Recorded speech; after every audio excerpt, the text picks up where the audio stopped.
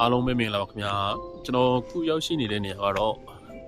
ရစားချင်းတိုးကဲတိုးစံကူကြီးဆိုတဲ့နေရာပဲဖြစ်ပါတယ်ဒီနေရာကတော့ကျွန်တော်တို့ဒီပိုဦးစံဆိုတဲ့တောင်တက်တဲ့အခါမှာသုံးများရဲ့လမ်းကြောင်းတွေလည်းတစ်ခုပေါ့ကျွန်တော်တို့ဒီနေ့တညရဲ့နေ့ရက်တက်ဖို့ဆိုပြီးစဉ်းစားတာနောက်ဆက်ရောက်တဲ့ရောက်တော့မှပထမဆုံးဒီညအိမ်နှစ်ရက်တက်မှာပေါ့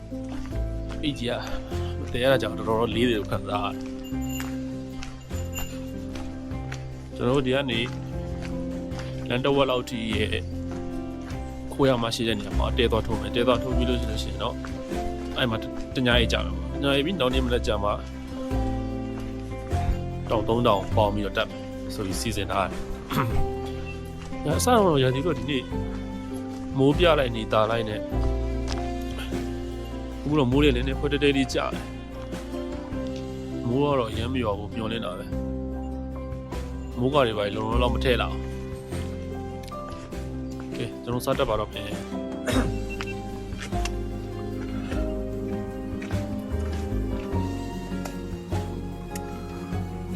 သူဒီမှာပြရတဲ့ဘတ်စကားချိန်ရတော့6လပိုင်း29ကနေစပြီးတော့ရှိနေဆိုတော့အဲ့ဒါစောပြီးလာမယ်ဆိုလို့ရှိရင်တော့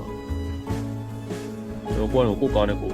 စီစဉ်ဆွဲပြီးလာမယ်တဲ့ဒီကကျွန်တော်တို့တောင်းစားတက်မယ်နေရာမှာဒီဘတ်စကားမတိုင်းရှိတယ်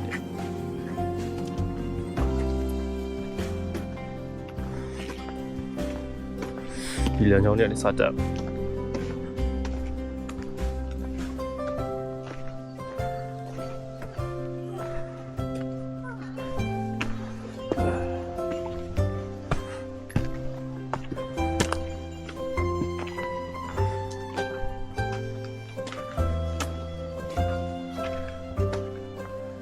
ကျွန်တော်ဒီနေ့တက်မဲ့လမ်းကြောင်းရဲ့အစားရင်းစားပေါ့ရစားချင်းတိုးခဲ့ဆိုတဲ့လမ်းကြောင်းပေါ့ဆက်တက်တယ်ရတော့လုံးဝတစ်တော်ရေးစောင်းရ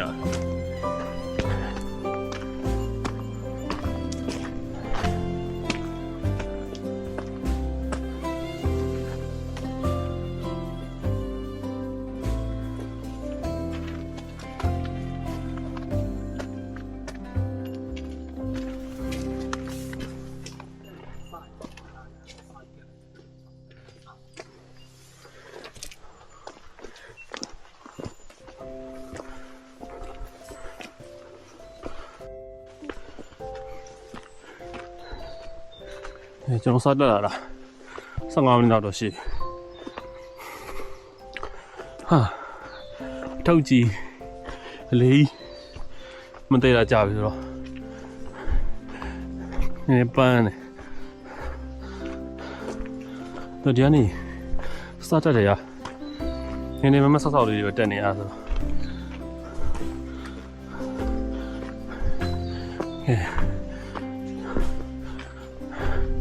တောင်တက်လူတွေကတော့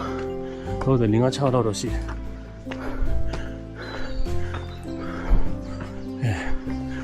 ဖြည်းဖြည်းနဲ့မှမှစက်တက်လိုက်ပေါ့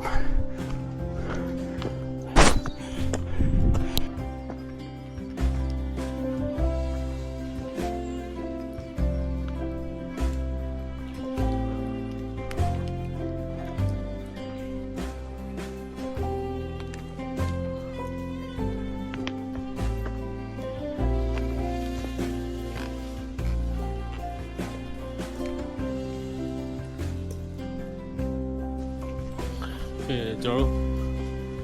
15မိနစ်လောက်လမ်းလျှောက်ပြီးတဲ့အခါမှာတော့လမ်းလေးကနည်းနည်းပြန်ပြည့်ပြက်လာဒီပုံစံလေးအတိုင်းပဲဆက်ပြီးလျှောက်သွားမယ်ဆိုရင်နည်းနည်းတက်တာတော့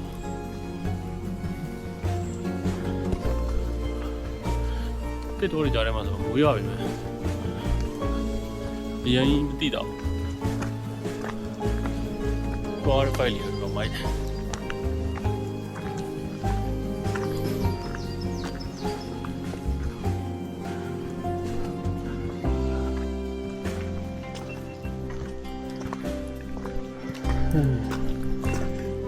ဘူးဆိုကျွန်တော်တို့လမ်းမှာခဏနားလို့ကောင်းတဲ့နေရာပေါ့။ညာစားချင်းတိုးပဲခိုးရဆိုတဲ့နေရာရောက်တယ်။ဒီကနေနောက်တော့3မိနစ်လောက်ပေါ့။အမှတော့ပြေချာ15မိနစ်20လောက်တော့နားမယ်။ပြင်ရိုင်းနေရတယ်ကျွန်တော်တို့3နာရီလောက်ဆက်တက်အောင်။ကျွန်တော်ညာကြီးပဲနေရာရောက်ဖို့။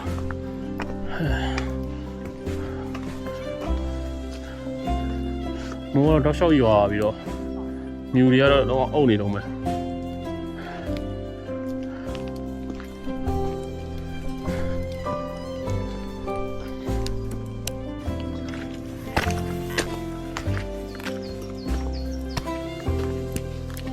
တော့တက်လာတာ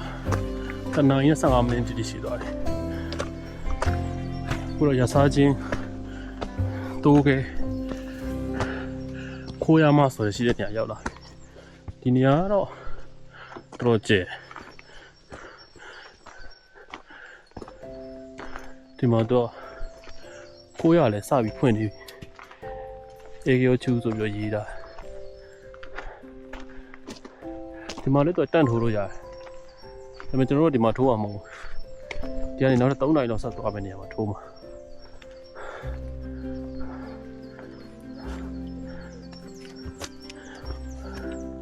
ဒီနေရာတော့ミナミアルプス国立公園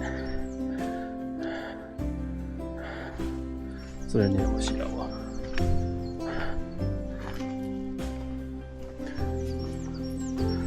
ဒီနေရာမှာကျွန်တော်တို့15မိနစ်20လောက်နားမယ်နားပြီးတော့ဆက်တက်ကြမယ်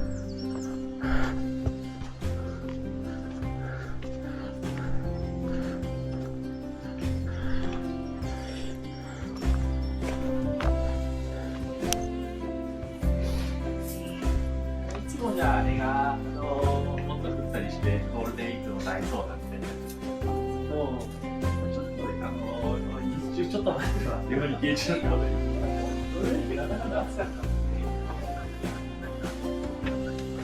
知られたんだと見えると、この時期では覚えないくらい山肌が見える。ゴールデンウィークもそう。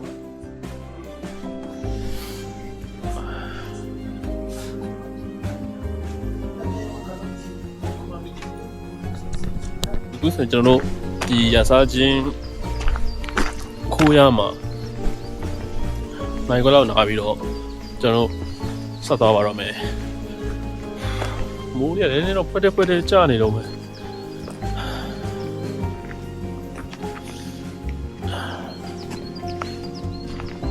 မနေ့ပြန်လောက်မှာပဲနေရတာမယ်တင်တယ်မနေ့ပြန်လောက်တာမယ်ဆိုတော့ရပါပြီကျွန်တော်တို့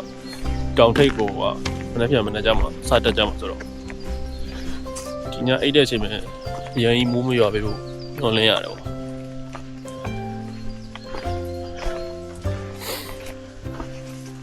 ကျွန်တော်တဲထိုးမဲ့နေရာကိုရောက်ပြီးတော့မြင်မြင်နားကြတယ်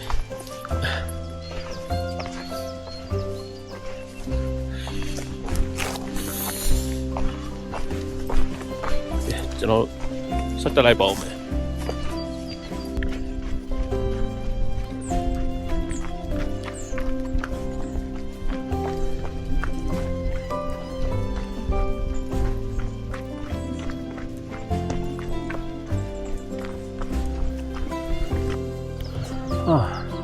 အခုဆိုတော့ကျွန်တော်လုံးဝမဆောက်ကြီးတက်နေတယ်တကယ်ဝမ်းမဆောက်ကြီးတွေပိုးစားတော့ပြန်တတိရတယ်ကျွန်တော်တို့ဒီရအမြင့်ဆုံးတောင်းခီတာလာကဲကိုတက်တော့ရလဲဟာဒီလိုမျိုးကြီးတောက်လျှောက်တက်ရတာ Oh my god ခီတာလာကဲကိုအများကြီးတက်မယ်ဆိုလို့ချင်းဒီကိုအများကြီးတက်ပြီးအရင်လာကျင့်လို့တော့ပြောရမလို့ပဲဟာကျွန်တော်ပြေးနေရပြီတော့မဟုတ်ကျွန်တော်မောနေပြီမလေးမရွေးတော့Oh my god.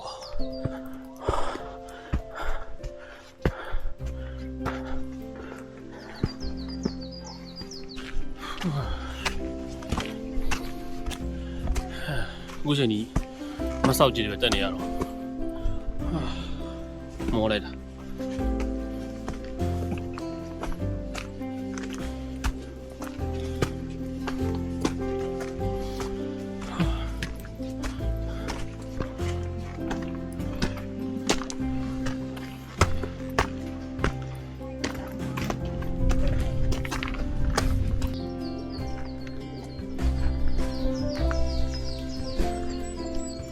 လုံးဝမြူလေးတွေနဲ့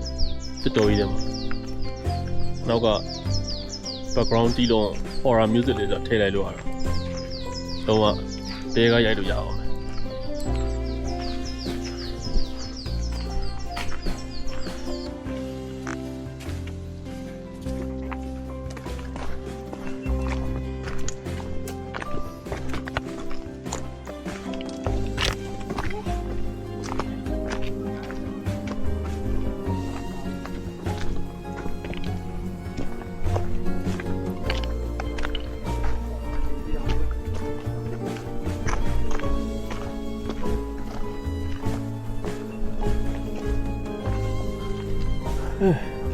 ကဲအခုဆိုရင်တော့ဒါကျွန်တော်တို့ညာအိမ်မက်နေရပေါ့ရောက်လာပါပြီဒီမှာခွဲရဝန်တန်းတော့မရှိဘူးသူကဒီမှာကိုတီးစိနဲ့ကိုပတ်စံတဲ့ကိုတီးစိနဲ့ကိုမှတ်ရှင်းရှင်းကောင်းမှိုက်တွေပါနေမထားခဲ့ဘူးတော့လိုအပ်တာပေါ့ဒီဒီပါရတော့သုံးရတယ်အိမ်သားလည်းသုံးလို့ရတယ်ဒီနေရာတော့ကမ်ထိုးတဲ့နေရာပေါ့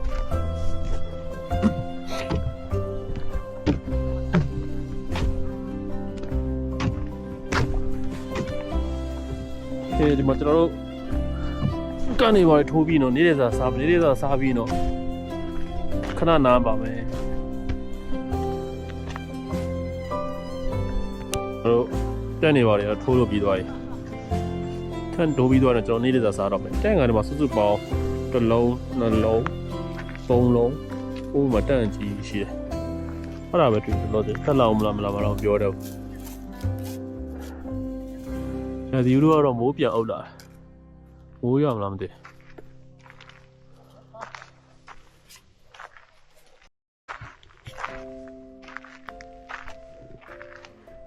တော့ဒီမှာ3ပြည်သာထုတ်တော့တယ်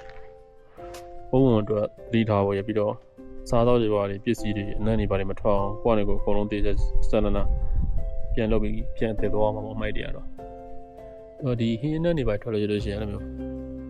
ဘုံနေပါလေလာနေကြီးများရတယ်ပေါ့အဲ့လိုမျိုးဆိုပြီးတော့လောက်တာ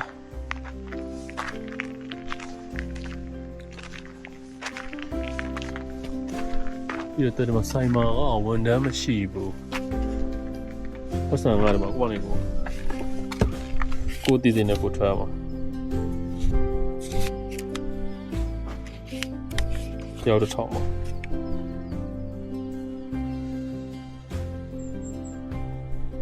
ဒီလျော်ခင်းပေါက်တဲ့ထဲမှာ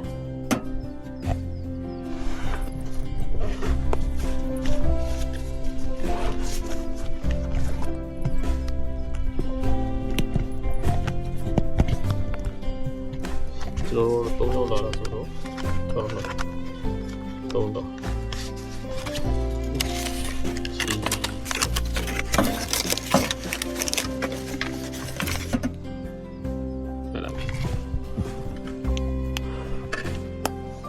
မွေးရလာခင်ကျွန်တော်တို့ထွက်လေးထမင်းနေစားလိုက်ပါဦးမလုံးလေးဆင်းလာပြီတော့မယ်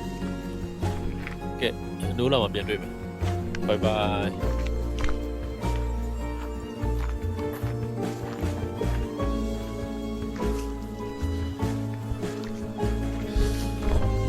ညတော့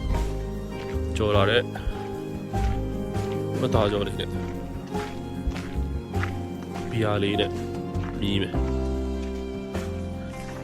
ရင်ချီအောင်စီဘီယာလိုက်တော့ Oh my god မြို့ပြထွက်လာ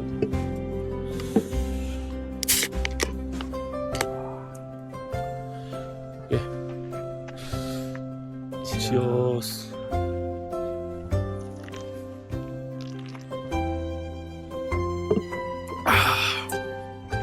ရှယ်ပဲ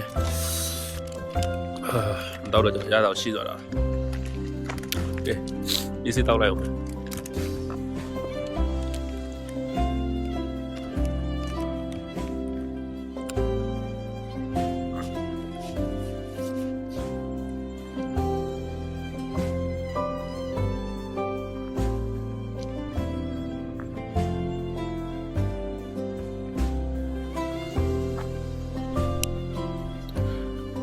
အလုံးမင်းလည်းနဲ့ခင်ပါကျွန်တော်တို့ဒုတိယမြောက်နေ့မနက်3 နာရီလောက် စော်ကြီးထားပြီးတော့မနက်စာတွေပါလေစားဖို့ပြင်ဆင်နေပြီပေါ့မနက်စာတွေပါလေစားပြီးလို့ရှိရင်တော့တက်နေမှပစ္စည်းတွေပါနည်းနည်းပါသိမ့်ပြီးတော့ကျွန်တော်တို့၄နိုင်လောက်စားပြီးတက်ဖို့စဉ်းစားတာတယ်တော့ပြန်အခုကျွန်တော်တဲထုတ်ခဲ့တဲ့နေရာကိုပြန်ရောက်ဖို့ကိုတော့ပြန်ပြောလို့တက်မယ်3နိုင်5နိုင်ရနေ6နိုင်လောက်တက်ဒီလေ7နိုင်လောက်ပြန်ရောက်တော့ထားပြီးတော့တက်ဖို့စီစဉ်ထားတယ်ပေါ့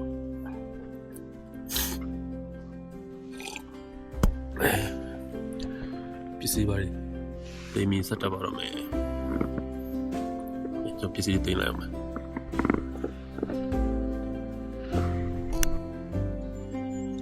ကဲအခုဆိုလို့ရှိရင်ကျွန်တော်တို့မနက်စာရေးပစ္စည်းတွေပါတွေတင်ပြီးပြင်ဆင်ပြီးတော့ဆက်တက်ပါတော့မယ်4နိုင်နဲ့9မိနစ်တိပေါ့ဆက်တက်ပြီမိုးတော့လေးနေပြီရှားကြည့်တာဒီမှာ4နိုင်ခွဲဆိုလို့ရှိရင်နေထွက်ပြီးတော့ရေးလာခဏလေးထွက်တော့မှတယ်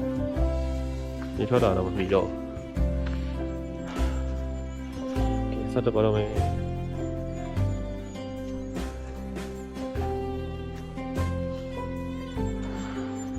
အေးတော့ဆောင်းသွေးလိုပဲတော်တော်အေးသေးတယ်လက်တွေပါထုတ်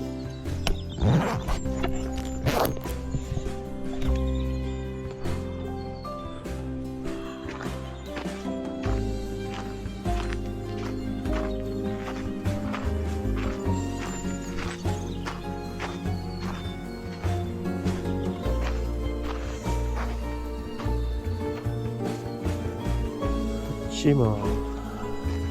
ကိုရတစ်ခုရှိမယ်တော့အဲ့မှာရေမရှိဘူးလို့ရေးတာတော့ကျွန်တော်ဒီကနေရေတွေကတော့တော်တော်များလေးခံပြီးတည်သွားတာပေါ့ဒီကြီးပဲတော့တော့ပြန်6နိုင်လောက်ကြာမှာဆိုပြီးလို့ရှိရင်တော့ကျွန်တော်ပစ္စည်းတွေပါတယ်ပုံပိန်တက်နေပါတယ်တိမ်ပြီးလို့ရှိရင်တော့တောင်းကိုပြန်ဆင်းမဲ့ပုံစံပေါ့တောင်းကိုတော့ညနေ6နိုင်လောက်ပြောင်းမှကျွန်တော်စိုးရင်တော့9နိုင်4နိုင်လောက်ပေါ့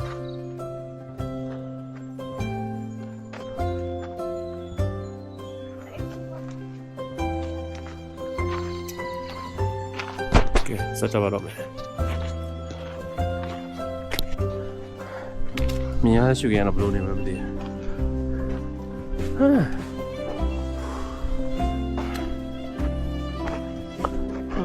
ဘူးမိုက်တယ်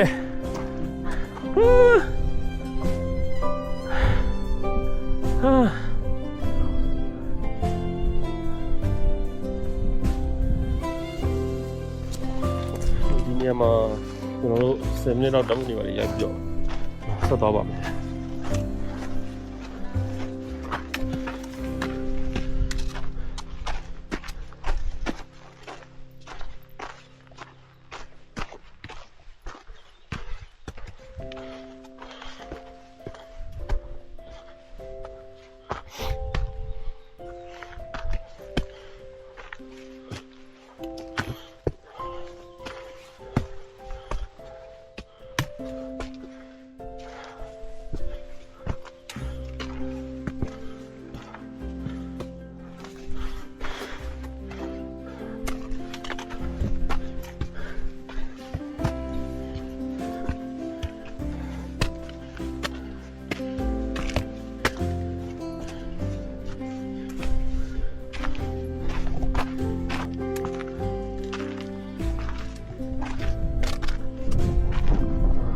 ညနေလေတော်တော်မိုက်ဖူဂျီတော်ကြီး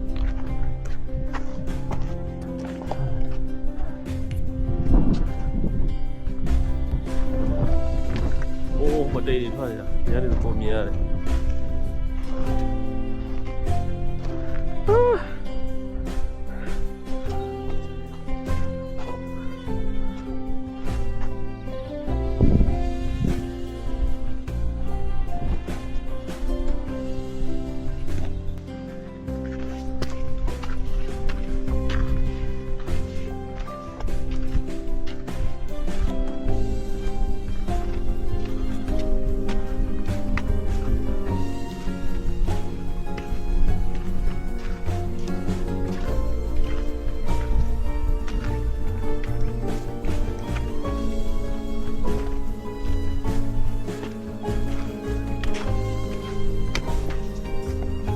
လှမ်းမြင်နေရတယ်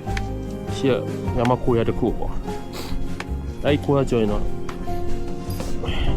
ကျွန်တော်တက်မဲ့တောင်းမြေတရတစ်ထောင်တော့ရောက်ပြီပေါ့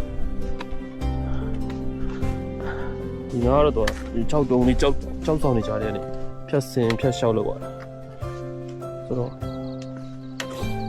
ဒီလိုနေရာကြီးတောနေကြတော့တိတ်ပြီးတော့အခက်အခဲမရှိပါဘူးအခုမှစဆင်လို့မဆိုလို့ဆိုရင်နည်းနည်းအခက်အခဲရှိတယ်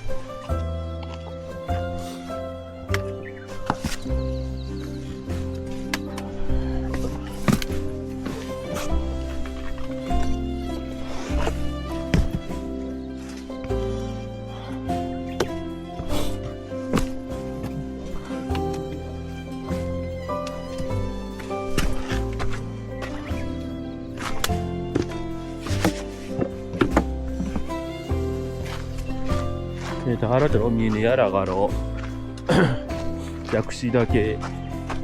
山ခိုးရအောင်တော်ဒီမှာတော့တက်လို့မရအောင်ဒီခိုးရကြီးတော့လုံးဝ share လုပ်ထားတာ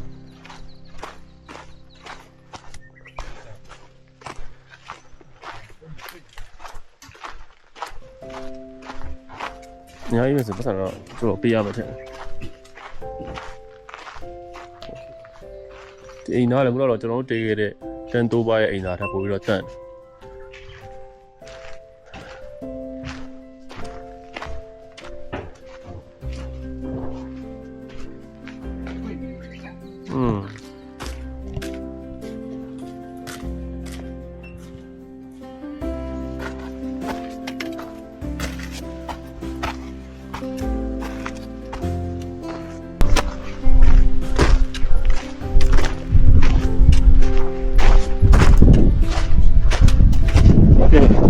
အခုဆိုရင်ကျွန်တော်တနာရီခွဲကြာပါဟောမှာတော့ဟိုးအိုးစမ်းစမ်းနေတဲ့တခုဖြစ်တဲ့薬師だけ薬師だけဟိုးအိုးစမ်းစမ်းပေါ့အဲ့ဒီတခုဖြစ်တဲ့薬師だけရောက်လာပြီဟာကျွန်တော်တို့ဒီရည်ရွယ်ချက်ဖြစ်တဲ့နောက်ထပ်ဒီဟိုးစံနေနောက်တစ်နှစ်ခုကျန်သေးတဲ့ဟာတော့စက်တက်အောင်မယ်ပေါ့ဒ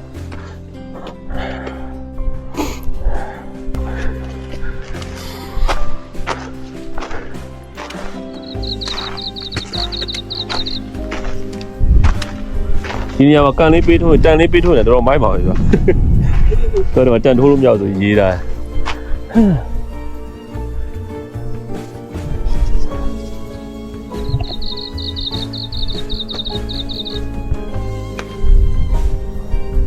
ကဲအဲ့ဒါတော့ကျွန်တော်ဆက်သွားလိုက်ပါဦးမယ်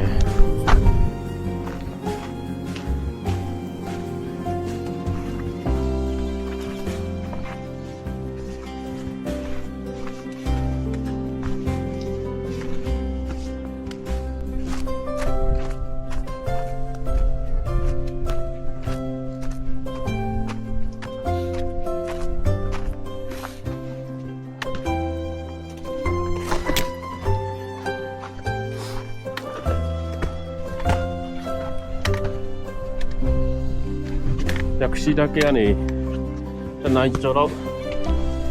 တက်လာပြီးတဲ့ခါမှာတော့ဟိုးစန်းစန်းတောင်သုံးလုံးလေးကနေတခုဒုတိယမြောက်တောင်ဖြစ်တဲ့ခန်းနွန်တာကဲဆိုတဲ့တောင်ရောက်လာပြီပေါ့ဒီကောင်ကတော့ဒီဟိုး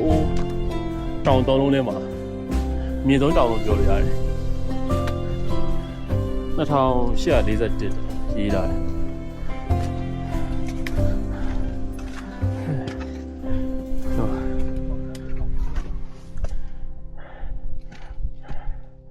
ဒီဒေတာရဲ့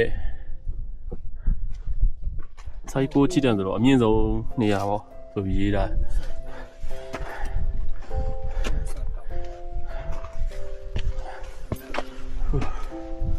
အော်တော့မိုက်တယ်တိမ်ပင်လေတိမ်နေရမ်းမထွက်ပေးတဲ့တိတ်တော့မမြင်ရတော့ဘူးဗျာ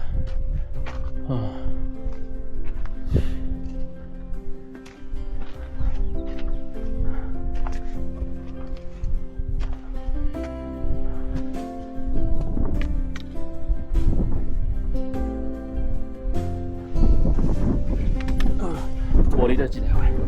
ကြောက်တုံးနေပါ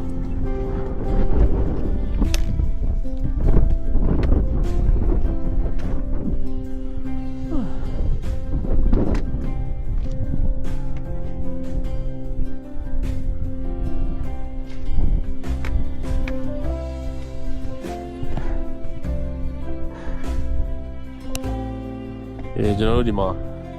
ခန္ဓာနာကဲမှာနိုင်ဝတ်ကြော်တော့အချိန်ဖြုံးပြီးတဲ့ခါမှာတော့ကျွန်တော်တို့ဒီမှန်ချက်ဖြစ်တဲ့နောက်တစ်တောင်ဆက်သွားပါတော့မယ်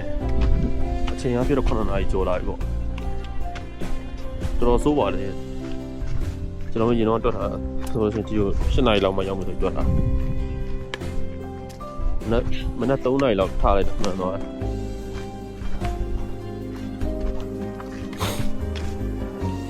တယ်ဒီလိုတော့ share ပဲ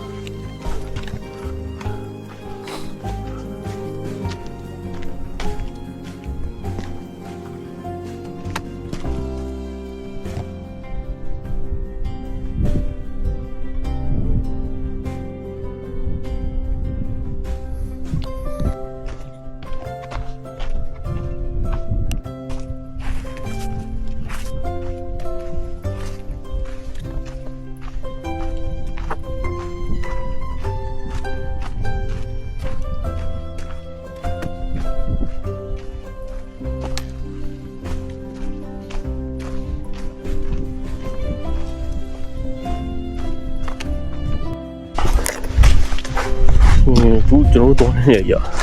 အောက်ကိုလောရှော့ပြန်ဆင်းနေရပြီးရင်အပေါ်ပြန်တက်အောင်မလို့မလေးပြန်လာရင်တော့မလွယ်ချိန်တော့ပြန်ပြီးပြန်လာရမယ်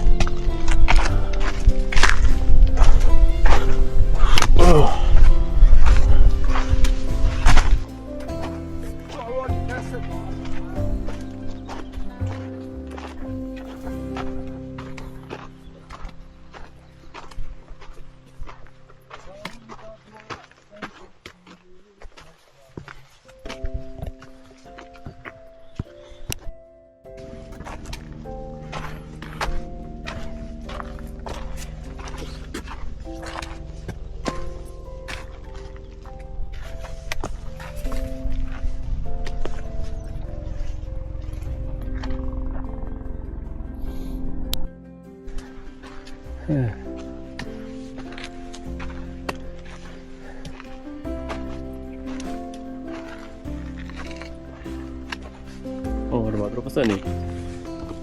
လူလာပြီးဆူတောင်းကြတာမလို့တို့ရှိမှာလားဟုတ်လား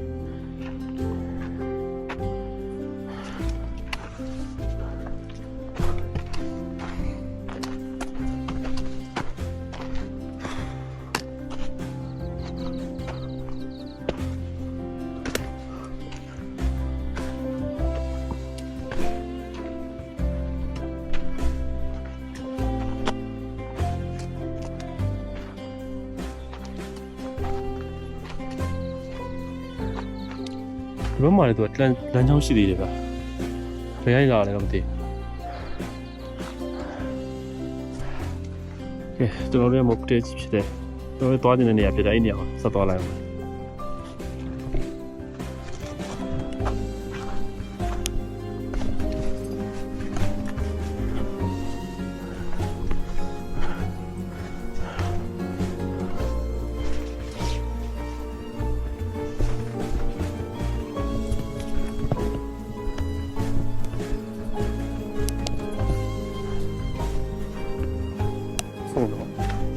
ကြည်စိုးထားကဲဆိုတဲ့နေရာကိုကြောက်တော့မယ်ဟုတ်တယ်ဟိုကျွန်တော်တို့တက်လာတက်ဖို့လို့ကြောက်တယ်ဒီမှာဖျားရုပ်စုလေးလားအများကြီးပဲ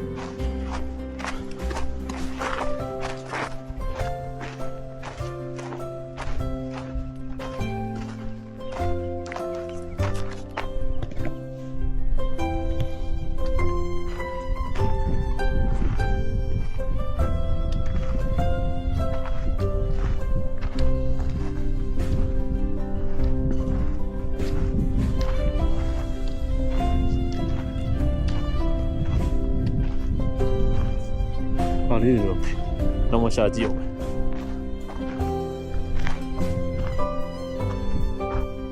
အိုးကျွန်တော်လာခဲ့တဲ့နေရာ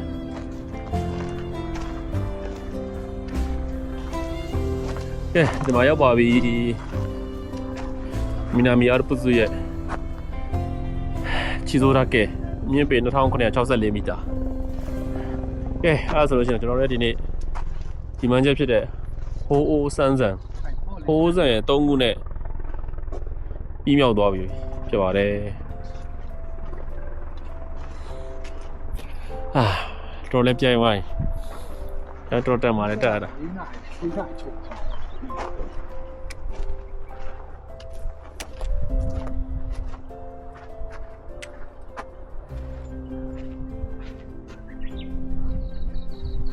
ခဏနားလိုက်ပါဗျာကျွန်တော်တို့ခုနောက်ဆုံးတက်ချင်တဲ့အိုးစန်းစံရဲ့ကြီးစိုးတာကဲဆိုတဲ့နေရာကိုရောက်ပြီးတော့တဲ့အခါမှာကျွန်တော်ပြန်တော့မယ်ပထမတော့ဟိုးနောက်ကလင်းမိုင်ကောင်းထီကိုသွားတက်အောင်ပဲဒါပေမဲ့ဒီတိုချိုတိပြန်ရမှာဆိုတော့အရင်ကြီးပြင်မသွားအောင်လဲဆိုတော့ကားလည်းပြင်မအောင်ပါဆိုတော့ဒီကနေတောင်းရောက်ဖို့ထီကိုလည်းကျွန်တော်10နာရီလောက်ပြန်ဆင်းရအောင်ဆိုတော့စင်မပြေဘူးအချိန်နဲ့တွက်လိုက်ဒီကနေပဲပြန်လာတော့ပဲအိုးမမြင်နေရအဲ့တောင်မလီကိုကျွန်တော်6လောက်ပဲတော့တက်ဖို့ရှိတယ်အကြိုက်လည်းဗီဒီယိုလေးတွေလုပ်ဖို့ရှိတယ်ကျွန်တော်ဗီဒီယိုလေးတွေအားပေးပါဦး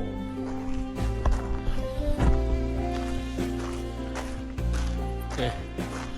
ကြိုးစားပြန်လာလိုက်ပါဦးမယ်ကဲခုဆိုရင်ကျွန်တော်တို့တက်လာတော့ပထမဆုံးစဖြတ်ခဲ့တဲ့တောင်ヤクシだけဟိုအိုးစံရဲ့တောင်သုံးလုံးနဲ့တစ်ခုပြတဲ့ယာကုရှိတာကဲပေါ့ပြန်ရောက်လာပါပြီ။ဒီနေ့ဆိုလို့ရှိရင်တော့ကျွန်တော်တန်ထိုးခဲ့တဲ့နေရာကိုတနင်္လာရောက်ပဲသွားရတော့မယ်။ဆိုတော့အခုက10နာရီခွဲကျော်တော့တနင်္လာထိုးနေပြီဆိုတော့ကျွန်တော်သတ်မှတ်ထားတဲ့အချိန်တိုင်းတော့ပြန်ရောက်မှာပါ12နာရီမှန်တာဆိုတော့โอเคညူရတော့ရှောက်အောင်သွားပြီ။ကန်ကောင်းသွားတယ်ကိုတွေကတော့ကျွန်တော်ဆက်ဆင်းလိုက်ပါဦးမယ်။ဘုံတော့ကျွန်တော်တဲထိုးခဲ့တဲ့နေရာကိုပြန်ရောက်လာပါပြီ။မနက်4နာရီကနေစတက်တာ။အခု7နာရီပြန်ရောက်တယ်ဆိုတော့7နာရီတော့6နာရီ8နာရီကိုဥမှန်တော့တောင်သုံးလို့တော့အပြတ်တက်တာ7နာရီလောက်ကြာသွားတယ်။ဒီမှာကျွန်တော်နေ့စားစားမစားပြီးရင်တက်နေပါလေတိမ်တက်နေပါလေတိမ်ပြီးတော့ပြန်တော့မယ်ကျွန်တော်နေ့စားစားဖို့လုပ်လိုက်မှာလေအဲ့ဒီတော့စားနေဥ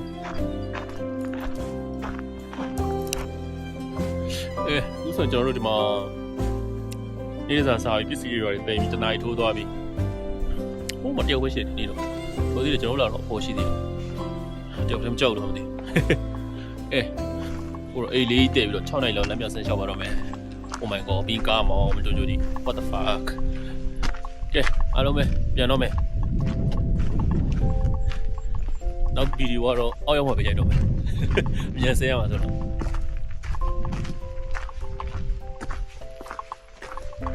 နောက်ဆုံးကျွန်တော်ပြန်ဆင်းလာတာကားမကင်မြင်ရပါပြီတနင်္လာရီကနေစဆင်းလာတာအခု4နာရီနဲ့36မိနစ်ဆိုတော့3နာရီခွဲကျော်ပေါ့3နာရီမိနစ်40ပဲထားပါ4နာရီလောက်မှထင်တော့တာတော့နည်းမြန်စားပဲလူတွေကတော့ပြိုင်းနေ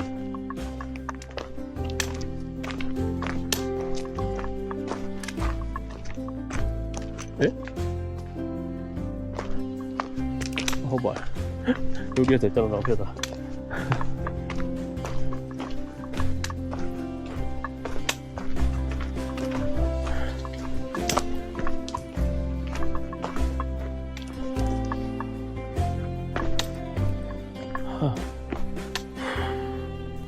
တော့ကလည်းမြင်နေရတယ်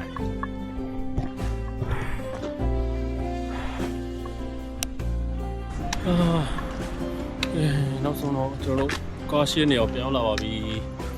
မှန်ကော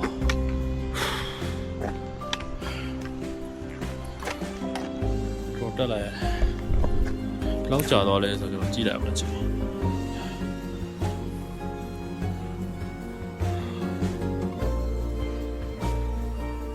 2 ရက်ပေါင်းလမ်းလျှောက်ရတဲ့ကြာချိန်19 နာရီ Oh my god ဟာတော်လည်းပြိုင်သွားတယ်ဘာပြီးတော့ကျွန်တော်တို့ရချင်ခဲ့တဲ့ဟိုးစမ်းစမ်းတောင်းသုံးလုံးတော့တက်ပြီးသွားပါပြီ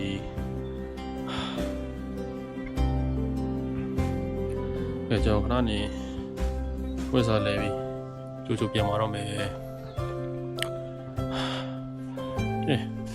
ဗီဒီယိုလေးကိုအဆုံးထိကြည့်ပေးတဲ့အတွက်အားလုံးကိုကျေးဇူးတင်ပါတယ်